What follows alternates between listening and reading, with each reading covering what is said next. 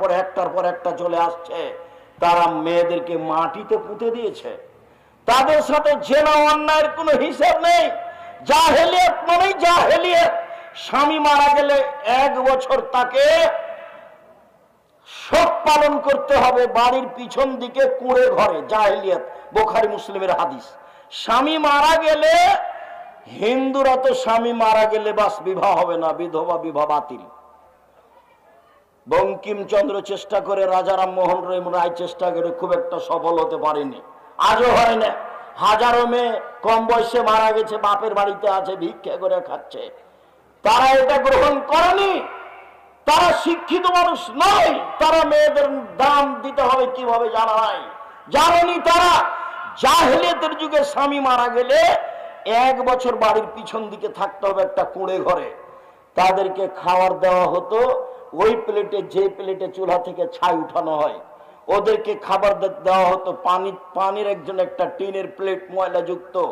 20 কুষ্ঠ হলে মানুষকে যেভাবে প্লেট বাসন দিয়ে থাকে, সেইভাবে বিধবা নারীকে দেওয়া হতো। 1 বছর পরে তাদের বৈধ হওয়ার জন্য, স্বামী মারা গেছে শোক পালন থেকে পবিত্র হওয়ার জন্য অনেক সমস্যা ছিল। সেই সমস্যাগুলো বুখারীতে উল্লেখ হয়েছে। আপনাকে আমি মুখামুখি বলতে লজ্জা পাচ্ছি, তাই ছেড়ে দিলাম। জাহেলিয়াতের যুগে মেয়েদের দাম দেওয়া হয়নি। মহান আল্লাহ বলেন, অকারনা ফি বুয়ুতিকুন্না ওয়ালা তাবাররাজনা তাবারুজাল জাহিলিয়াতুল উলা। হে মুসলিম মহিলা, তোমরা বাড়িতে থাকো। বর্ণতার যুগে, বর্বরতার যুগে, অসভ্যতার যুগে নারীরা যেভাবে যৌবনকে বিক্রি করে, বর্বরতার পরিচয় দিয়ে রাস্তাঘাটে ঘুরতো, সেভাবে ঘুরো না, তোমাদের মান সম্মান আছে। জাহেলিয়াতকে লক্ষ্য করে আল্লাহ বলছেন, ওয়াইদা বুশরা আহাদুহুম বিল উনসা দাল্লা ওয়াজহুহু মুসওয়াদ্দান ওয়া হুয়া কাযীম। জাহেলিয়াতের যুগে যদি কোনো মেয়ে জন্ম নিত, তাহলে বাপের মুখ কালো হয়ে যেত। সে বাড়িতে লুকিয়ে থাকতো, দোকানপাটে বাজারে যেত না, মানুষে লজ্জা দিবে সেই জন্য। একটা মেয়ে হওয়াতে সে চিন্তা করতো আইমসুকাহালাহুনিন, আমি তোরা অপমান অবস্থায় মেয়ে বাড়িতে রেখে দিব না মাটিতে পুঁতে দিব। যদি রেখে দিই অপমান সুনিশ্চিত, আর যদি পুঁতে দিই বালাই চলে গেল। তাই তারা নিজে হাতে মেয়েকে মাটিতে পুঁতে দিত।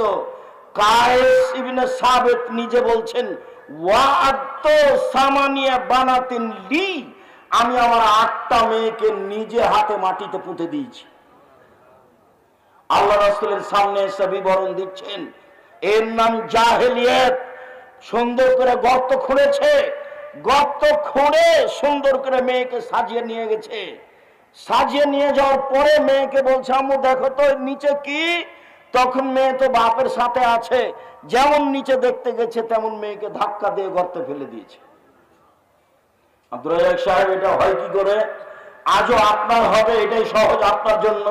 কি বলেন আপনি? আমরা আজকে মেয়েকে এভাবে মাটিতে পুঁতে দিতে পারবো?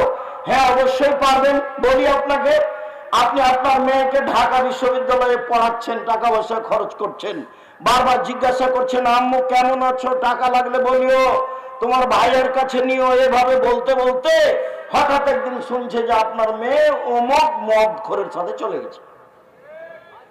তখন আপনি বলছেন যে তোকে ত্যায্য পুত্র করলাম, তোকে জবে করব, তোকে যদি পাই তো টুকরা টুকরা করে কত নদীতে ভাসিয়ে দিব। তো এখনই তো একটু আগে চুমা দিচ্ছিলেন আপনি, আর টাকা পাঠাচ্ছিলেন। এখন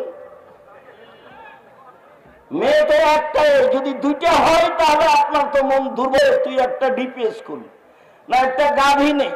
তো 3টে যখন মেয়ে হয়েছে, তখন দাদি নানি বলছে বউ তালাক দে, এ বউ চলবে না। এইটাই কি জাহেলিয়াত নয়? এটাই জাহেলিয়াত। একটু 19-20 সালে আপনি মেয়েকে ত্যায্য পুত্র করে তাকে জবাই করে কত নদীতে ভাসিয়ে দিতে চাচ্ছেন। এটাই ছিল তাদের কাছে সমস্যা। মেয়েরা নিজেরা সম্মান নিতে পারেনি। বেগম রোকেয়া যেভাবে মেয়েদের অপমান করেছে, তাই তো রংপুর জেলার মহিলা আবারও বই লিখলেন, কেন হব অবরোধবাসিনী। ঠিক সেভাবে মহিলারা নিজে নিজে জাতির কাছ থেকে সম্মান হারিয়ে মাটিতে মিশে গিয়ে ইহুদি খ্রিস্টানদের নীতিতে পরিণত, ইহুদি খ্রিস্টানদের অপমান গ্রহণ করতে চায়, স্কিন পায়জামা পরে জাতিকে অঙ্গ প্রত্যঙ্গ দেখিয়ে শিক্ষা প্রমাণ করতে চায়, যেটা বন্যতা, যেটা বর্বরতা, যেটা অসভ্যতা, যেটা কুকুর শ্রীগালের চরিত্র, সেটাই পছন্দ করে আপনার কারণে। আপনি বাপ হওয়াটাই অভিশাপ।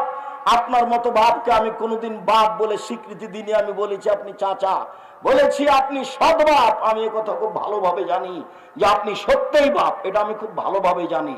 আপনি সত্যই বাপ, কিন্তু আপনার স্বভাবের কারণে, আপনার দুশ্চরিত্রের কারণে, আপনার শিক্ষার অভাবের কারণে, আপনার বোকামির কারণে